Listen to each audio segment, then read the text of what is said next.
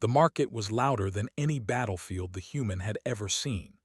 Lights of 1,000 colors floated above wide stone paths.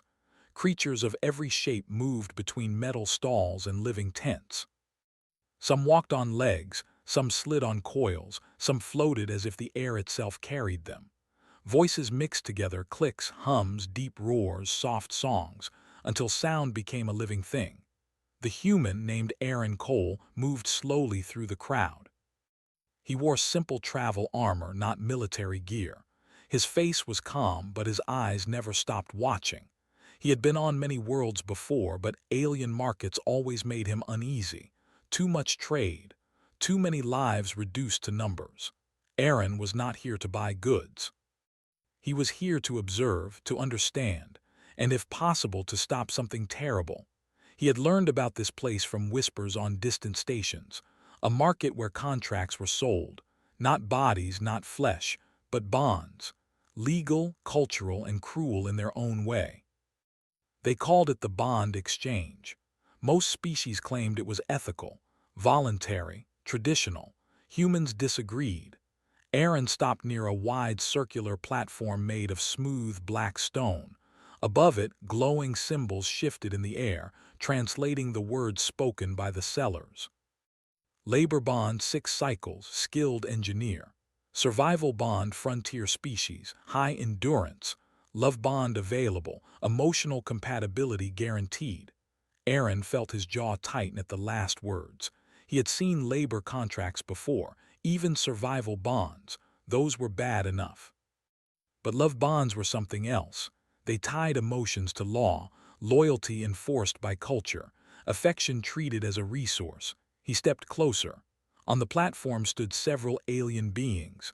Most were tall, confident, proud. They stood straight, eyes forward, as if presenting themselves as valuable goods. But one of them was different. She stood slightly apart from the others. She was smaller, with smooth pale blue skin that shimmered softly under the lights. Large, dark eyes reflected the crowd. Her hands were folded in front of her, not in fear, but in patience.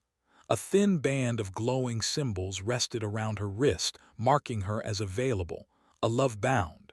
Aaron did not know her species. She had delicate features, a narrow face, and long, silver-white tendrils instead of hair that moved gently with the air. She looked fragile, but there was something strong in her stillness. Then her eyes met his. For a moment, everything else faded. She stared at him as if the noise of the market no longer existed. Her breath caught. Her posture changed, not in submission but in recognition. She took a small step forward. The seller noticed. A tall, insect-like alien turned toward Aaron, its many eyes narrowing with interest. "Human," the seller clicked, the translator humming. "You show interest in a love bound." Aaron said nothing. He was still looking at her. She raised her hand slowly, carefully, as if afraid of being stopped. Her voice was soft, almost musical. "Please," she said, the translator smoothing her words into human language. "Choose me." Aaron blinked. He had expected fear, begging for freedom, silent despair, not this. "You know what this is?" Aaron asked quietly. "Do you know what you're asking?" She nodded quickly. "Yes." "I know." Her eyes shone, not with tears but with hope. "I have waited a long time," she said. "I would rather be chosen by you than taken by another." The seller clicked with approval. "She is eager, a rare trait, high emotional resonance, excellent value." Aaron turned his gaze to the seller, anger simmering beneath his calm. "What happens if I don't buy her?" he asked. The seller's tone was casual. "Another will, perhaps today, perhaps tomorrow, but she will be bound." Aaron looked back at her. "Why me?" he asked. She hesitated, then spoke honestly. "Because you are human." That answer surprised him. "My species has studied yours," she continued. "You break bonds instead of enforcing them. You free instead of keeping. If anyone would end this, it would be you." A murmur rippled through nearby listeners. A human buying a love bound was already unusual. Hearing an alien speak of humans this way drew attention. Aaron felt a familiar weight settle on his chest. Responsibility. Choice. He could walk away. He could report this place. He could try to shut it down later, but she would be gone by then. He looked at the glowing band around her wrist, at the quiet hope in her eyes, at the fact that she was not asking to be owned, but to be saved. "How much?" he asked. The seller's mandibles twitched in satisfaction. "A fair price. High but worthy." Credits transferred. The band around her wrist pulsed, then shifted color. Ownership transferred. The crowd reacted with surprise. Whispers spread fast. A human had bought a love bound. As the transaction completed, the seller stepped back. "She is yours by contract." Aaron immediately reached for the band. "No," he said firmly, "she is free." He activated his device, inputting the release code. The band flickered, symbols breaking apart like light in water. The contract dissolved. The seller recoiled in shock. "Human, you cannot." "I can," Aaron said coldly, "and I did." The band vanished completely. Silence fell between them. Aaron turned to her, ready to explain. "You're free now. You don't owe me anything. You can go wherever you want." For a heartbeat, she did not move. Then her expression changed. Fear washed over her face. "No," she said softly. Aaron frowned. "No," she shook her head, tendrils trembling. "Please don't send me away." "I'm not sending you anywhere," he said gently. "I'm giving you your life back." Her hands clenched together. "To be unchosen is worse than bondage," she whispered. "In my culture, being released means you were unwanted. It means you failed." Aaron felt his chest tighten. "That's not true," he said quickly. "You didn't fail, I just don't believe in owning people." She looked up at him, eyes shining with emotion. "Then let me stay," she said. "Not because I must, but because I choose to." The crowd watched in confusion. This was not how love bonds worked. This was not how markets worked. Aaron hesitated. He had come here to break chains. He had not expected to be chosen in return. "You can stay with me," he said finally. "But you are not bound, ever." Her face lit up with pure joy.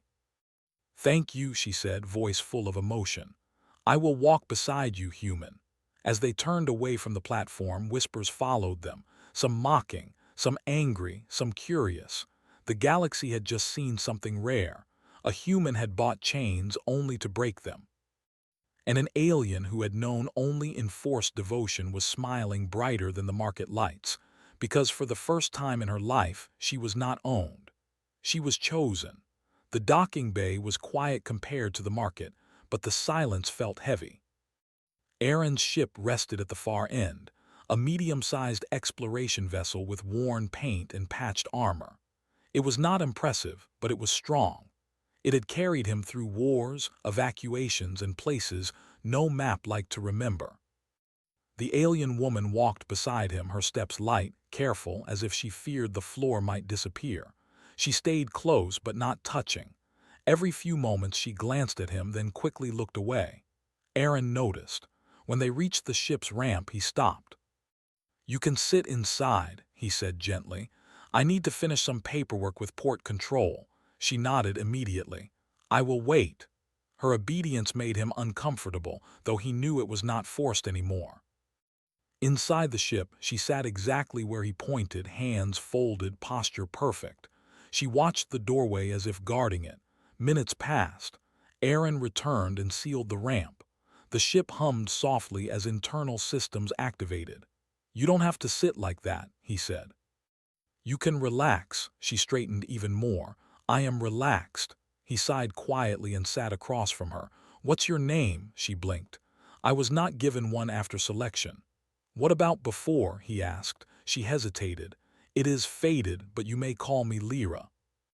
"Lyra," he repeated. "All right." A small smile appeared on her face, like she was tasting the sound of it. The ship lifted off smoothly. Outside, the market city shrank into lights and shadows.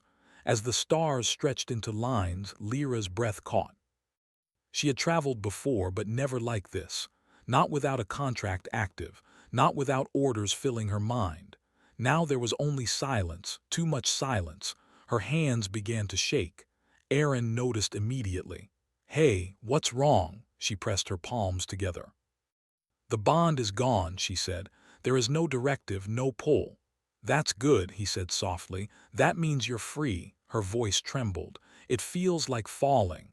Aaron leaned forward. "You're not falling, you're just not being pushed anymore." She looked at him, eyes wide.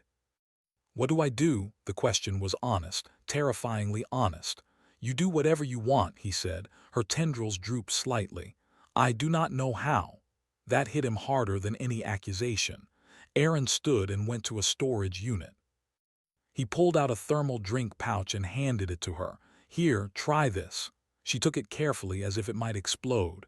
She watched him open his own before copying the motion. She sipped and her eyes widened. "Warm," she said, "sweet." "Chocolate," he said, "human favorite." She held the pouch like a treasure. Hours passed as the ship moved through open space. Aaron set a course toward a neutral station where he planned to report the market. Lyra never left the common area. When Aaron stood, she stood. When he moved, she followed, always a step behind. Finally, he stopped again. "Lyra, you don't have to follow me." "I want to," she said quickly. "I chose to." "I know," he said. "But choice also means you can choose not to." She looked confused. "Why would I choose not to stay near you?" He didn't have an answer. Later, alarms screamed. The ship shuddered violently. Aaron was thrown against a wall as red lights flashed. "Incoming fire," the ship's AI announced. "Multiple hostile vessels, pirates." Aaron ran for the cockpit. Lyra stumbled but caught herself, then ran after him without hesitation. The screen filled with angular ships bearing no registry, weapons charged. Aaron's hands moved fast over controls. "Hold on." The first blast hit their shields hard. The ship spun. Lyra was thrown to the floor. Before Aaron could shout, she pushed herself up and ran to him. She grabbed a nearby rail to steady herself, then reached out and pressed her hand against his arm. Her skin glowed faintly. "What are you doing?" he yelled. "Stabilizing," she said calmly. "I can feel the ship. Emotional resonance works on machines too." Another blast hit, but weaker this time. Aaron stared at the readings. "Shield output increased." She nodded. "I am helping." Pirates moved in closer. Aaron fought hard, dodging firing, pushing the old ship to its limits. One pirate ship exploded, another retreated, but a final vessel broke through and latched onto the hull. Boarding alarms sounded. Aaron grabbed a weapon and turned to Lyra. "Stay here. Lock the door." She shook her head. "No, this is dangerous," he said sharply. "So is losing you," she replied. He froze. She met his eyes without fear. "I was trained to give my devotion to those who did not care. You care. That makes this my choice." The pirates breached the corridor. Aaron fought with practiced skill. He moved like a soldier who had survived too much. Still, they were many. One pirate aimed a weapon at Aaron's back.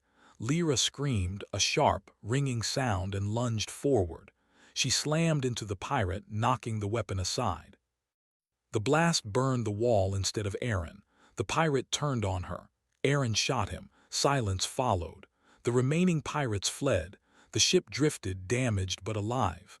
Aaron leaned against the wall, breathing hard. He looked at Lyra. She was shaking now. Not from fear but release. "You could have been killed," he said. "So could you," she answered. "That's different." "No," she said softly. "It is the same. I choose you, even without chains." Later, as repairs ran, Aaron sat alone in the cockpit. His hands trembled slightly now that the danger was over. Lyra approached slowly. "Are you angry?" "No," he said. "I'm scared." She tilted her head. "Of me?" "Of what this means," he said. "I don't want to replace one cage with another." She sat across from him. "Then do not cage me," she said simply. "Let me walk beside you." He looked at her for a long time. Outside, stars burned quietly. Somewhere behind them, the market still existed, but its influence had cracked. And on a small, damaged ship, a human and an alien began to learn that freedom and devotion did not have to be enemies. The neutral station came into view like a metal moon wrapped in light. Aaron's ship drifted toward it slowly, engines still damaged. Emergency lights blinked across the hull. Inside, the air smelled faintly of burned circuits and coolant, but the ship was stable. Lyra stood near the cockpit window, watching the station grow larger. She had never been to a place like this without a bond active. Before, stations were just transfer points. Now they felt like crossroads. Aaron finished sending a request to dock, then leaned back in his seat. His face looked tired. The fight with the pirates had taken more from him than he wanted to admit. "They will ask questions," he said quietly. "Who?" Lyra asked. "Station authority and maybe more," he replied. "Humans buying love bonds attracts attention." Her tendrils stiffened slightly. "Did I bring danger to you?" "No," he said firmly. "The danger was already there. You just made it visible." The docking clamps locked with a deep thud. The station's airlock extended, sealing with a hiss. As soon as they stepped inside, eyes turned toward them. Humans were rare here. A human with a former love-bound alien walking beside him was even rarer. Lyra felt it immediately. The stares, the subtle shifts of posture. Some aliens looked curious, others looked offended, a few looked angry. She moved closer to Aaron without thinking. He noticed but said nothing. They had barely reached the main corridor when two station enforcers blocked their path, tall, armored, with glowing insignia marking authority. "Human Aaron Cole," one said, voice amplified. "You are requested for inquiry." "On what charge?" Aaron asked calmly. "Purchase and release of a regulated emotional bond," the enforcer replied, "and suspected coercion." Lyra's chest tightened. "I was not coerced," she said quickly. The enforcer turned its helmet toward her. "You were love-bound. Your testimony is compromised." Aaron's jaw clenched. "She's free." "That is the concern," the enforcer replied. They were escorted to a circular chamber with transparent walls. Outside, passers-by slowed to watch. Inside, a group of officials waited, different species, different cultures, united by law. Aaron stood straight. Lyra stood beside him. "State your intent," one official demanded. "Why did you purchase a love bond only to dissolve it?" "Because it was wrong," Aaron said simply. A low murmur spread through the chamber. "You violated cultural law," another said. "Love bonds are sacred agreements." "To you," Aaron replied, "not to us." An official leaned forward. "You claim moral authority over other civilizations." "No," Aaron said. "I claim responsibility for my own actions." They turned to Lyra. "Did the human command you after release?" "No," she said. "Did he threaten you?" "No." "Did he promise protection in exchange for loyalty?" "No," she said again, more firmly this time. "Then why do you remain with him?" an official asked. Lyra looked at Aaron, then back at them. Her voice was steady. "Because he freed me without asking for anything in return." Silence followed. "That makes no sense," one official said. Lyra lifted her chin. "To you." Another official tapped a control. "Records show pirate engagement." "You defended the human after release." "Yes." "Why?" She thought for a moment. "Because he values choice. My culture never did." The officials exchanged looks. "You are emotionally attached," one said. "This is residual bonding." Lyra shook her head. "No, bonding was obedience." "This is devotion." The word echoed in the chamber. Outside the glass, a small crowd had gathered. "You admit devotion," the official said. "Then the bond still exists." "No," Lyra replied. "A bond forces feeling. Devotion is given." Aaron felt something twist in his chest. The chamber door opened again. A new figure entered, tall, elegant, wrapped in symbols of galactic oversight. A judge. "This inquiry has drawn attention," the judge said calmly. "Across several systems." The officials straightened. "Human," the judge continued, "your species has a history of interfering with established practices." Aaron met the judge's gaze. "We also have a history of ending them." The judge's eyes flickered with interest. "Indeed." The judge turned to Lyra. "Do you wish to return to your people?" Lyra hesitated. "I do not know them anymore," she said softly. "I was raised to be chosen. I was never taught to choose." "Then stay here," the judge said, "as a free citizen." Lyra looked at Aaron. He forced himself not to speak. "If I stay," she said slowly, They will say I was corrupted by a human. That is likely, the judge agreed. If I leave, she continued, they will say I was rejected. She took a breath. I choose the path where my choice matters. She stepped slightly closer to Aaron, but not touching. I choose to walk with him. The chamber erupted in noise. This is dangerous precedent, an official snapped. Yes, the judge replied calmly, and necessary. The judge raised a hand, silencing the room. Love bonds across the exchange will be reviewed, the judge announced. Effective immediately. Shouts followed, protests, disbelief. Outside the chamber, alarms rang, not danger alarms, but broadcast alerts. The message spread fast. A love bound had spoken freely. A human had refused ownership. Across the station, reactions varied. Some aliens scoffed. Some laughed. Some felt something crack inside them. In the lower levels of the station, former lovebounds watched the broadcast in silence. One whispered, she chose. Another whispered back, they let her speak. On the ship later, Aaron sat alone in the common area, the events replayed in his mind. The judge's words, Lyra's choice. Lyra entered quietly and sat across from him. You did not stop me, she said. I wanted to, he admitted. Not because I disagreed, because I was afraid. Of what? She asked. That you choose me out of gratitude, he said. Not because you wanted to, she leaned forward slightly. Aaron, if gratitude was enough, I would have followed anyone who bought me. He looked up. I follow you, she continued, because you broke the rule that defined my life. Outside, ships came and went. News traveled faster than light. Protests formed near the market world. Traders argued. Authorities hesitated. The idea had escaped containment. Freedom had been spoken aloud, and once spoken it was hard to silence. Aaron exhaled slowly. This isn't over, he said. No, Lyra agreed. But for the first time it has begun. In the vastness of space, where laws were written by the powerful, a simple truth had entered the conversation. Choice could not be owned. And humanity once again had reminded the galaxy of that by refusing to keep what chose to stay. The station did not sleep after the judgment. Lights stayed bright. Corridors stayed full. Screens repeated the same footage again and again.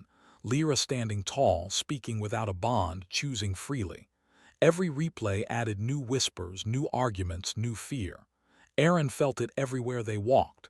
Some aliens stepped aside in respect. Others turned their backs. A few stared with open hostility. You broke the balance, one trader hissed as they passed. No, Aaron replied calmly. We showed it.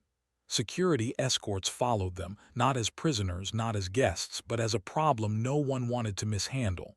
Lyra stayed close but not hidden. Her posture was different now, straighter, not trained, decided. They returned to the ship, which had been repaired just enough to fly. As the ramp sealed behind them, the noise of the station faded. For the first time since the hearing, there was quiet. Aaron leaned against the wall and closed his eyes. The weight of everything finally pressed down. Lyra watched him carefully. You are exhausted, she said. So are you, he replied. She shook her head slightly. I feel awake. The ship lifted off. Through the viewport, the station shrank into the dark. Moments later, the communications console lit up. Incoming signal, then another, and another. Aaron frowned and activated the channel. A dozen faces appeared, officials, representatives, observers from different systems. This is a formal request, one said. Return to the station. Denied, Aaron replied. We have clearance. This matter is larger than you, another said sharply. That's the problem, Aaron answered. It always was. He cut the channel. Silence returned. Lyra turned to him. They will not stop. No, he agreed, because this threatens their control. The ship jumped to faster than light. Across the galaxy, the effect was immediate. On the market world, traders argued in open plazas. Some shut down stalls in protest. Others doubled prices, trying to sell bonds before regulations changed. Love-bound beings watched in silence. Some felt hope for the first time. Others felt terror. Hope was dangerous. On one distant world, a love-bound male refused an order for the first time in his life. His owner struck him. Witnesses recorded it. The footage spread. Public opinion shifted like a breaking wave. Back on Aaron's ship, alarms sounded not for weapons but for pursuit. 3 ships dropped out of hyperspace behind them. Official markings. "They're not pirates," Aaron muttered. "They want us alive." Lyra's tendrils tightened. "They want me silent." "They won't get either," Aaron said. He pushed the engines hard, diving toward a nearby system dense with debris and ion storms. It was a bad place to chase someone. The pursuing ships followed anyway. Lightning-like energy tore across space. The ship shook violently. Aaron fought the controls. One pursuing ship clipped a debris field and spun out. Another slowed. The third stayed close. "Boarding attempt likely," the AI warned. Lyra moved beside Aaron. "I can help again." "No," he said instantly. "I won't put you in danger." She met his gaze. "You are not." He hesitated, then nodded once. She placed her hand on the console, eyes closing. The ship systems hummed differently, smoother, like they were breathing with her. The pursuing ship struggled to match their movements. Aaron pulled a sharp maneuver and escaped into open space. They jumped again. This time, no one followed. Hours passed. Finally, Aaron cut the engines and let the ship drift.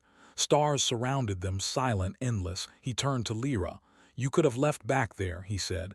"The judge offered you a place." "Yes," she said, "a safe one. Why didn't you take it?" She thought carefully before answering. "Because safety without choice is just another cage," she said. "And because you never asked me to stay." He looked at her, surprised. "In my life," she continued, "everyone who wanted me demanded it. You never did." Aaron swallowed. "I didn't want to influence you," she smiled softly. "You did by respecting me." The ship's console chimed. A new message appeared, not an order, not a threat, a broadcast. It was the judge. "By joint agreement," the judge said, "the bond exchange is suspended pending review. All active love bonds are to be re-examined under consent law." The message ended. Aaron sat back slowly. "That's fast." "It had to be," Lyra said, "before they lost control of the story." Aaron let out a breath he felt like he'd been holding for years. They were quiet for a long time. Then Aaron stood and went to a small locker. He returned with a thin data pad and placed it on the table between them. "What's that?" Lyra asked. "A civilian partnership contract," he said. "Human standard, optional, no obligations, no ownership. Just acknowledgement." She studied it. "What does it mean?" "It means," he said carefully, "that if you choose to walk with me, the galaxy recognizes you're doing it freely." "And if I choose not to?" she asked. "Then nothing changes," he said. "You're still free." She looked at the pad for a long time, then she pushed it back toward him. "I do not need paper to know my choice," she said gently, "but thank you for offering it." He smiled, truly smiled, for the first time since the market. Days later they arrived at a quiet world near human space, green, calm, mostly empty. Aaron stepped onto the soil and breathed real air. Lyra followed, touching the ground with wonder. "No one owns this place," she said. "Not yet," Aaron replied, "and hopefully never." They walked together toward the horizon. Behind them the galaxy argued, changed, resisted, adapted. Markets would reopen, but different. Contracts would be rewritten. Some would cling to the old ways, others would embrace the new. But one truth had taken root. Humans had looked at a system built on control and said no. Not with weapons, not with conquest, but with refusal. And an alien who had once been sold stood beneath an open sky, free not because she was rescued, but because she was trusted to choose. She glanced at Aaron. "I am glad you bought me," she said quietly. He stopped walking, surprised, even knowing what it meant. "Yes," she said, "because you never wanted to own me." He nodded slowly. "That's the most human thing I could have done." They continued forward side by side, not bound, not owned, just chosen. And somewhere far away, another love-bound looked at the stars and wondered for the first time if choice might reach them too.